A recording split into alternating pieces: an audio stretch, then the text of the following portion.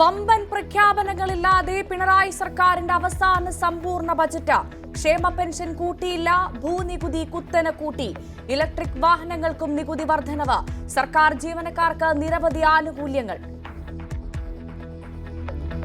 കേരളത്തെ പിന്നോട്ടടിപ്പിക്കുന്ന ബജറ്റ് എന്ന് പ്രതിപക്ഷം.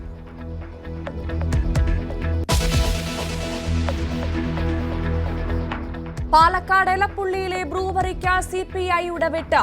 ഒയാസിസ് കമ്പനിയുടെ ഭൂമി തരം മാറ്റാപേക്ഷ റവന്യൂ വകുപ്പ് തള്ളി. ഭൂമിയിൽ നിർമ്മാണം പാടില്ലെന്നും കൃഷി ചെയ്യണമെന്നും നിർദ്ദേശം. ഘടകകക്ഷികളുടെ എതിർപ്പിൽ അതൃപ്തി പരസ്യമാക്കി എക്സൈസ് മന്ത്രി. മുന്നണിക്കുള്ളിൽ ഇതിനെതിരായിട്ടുള്ള അഭിപ്രായ വ്യത്യാസമൊന്നുമില്ല. അങ്ങനെയൊക്കെ എന്തും പറയാനുള്ള ലൈസൻസ് ഉണ്ടെന്ന് ഏതെങ്കിലും ഒരു പാർട്ടി വിചാരിക്കുന്നത് ഞാൻ കരുതുന്നില്ല.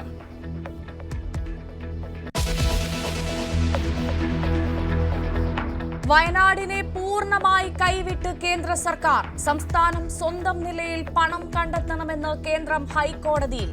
കേന്ദ്ര സഹായത്തിന് കാത്തിരിക്കരുതെന്ന് ഹൈക്കോടതിയും.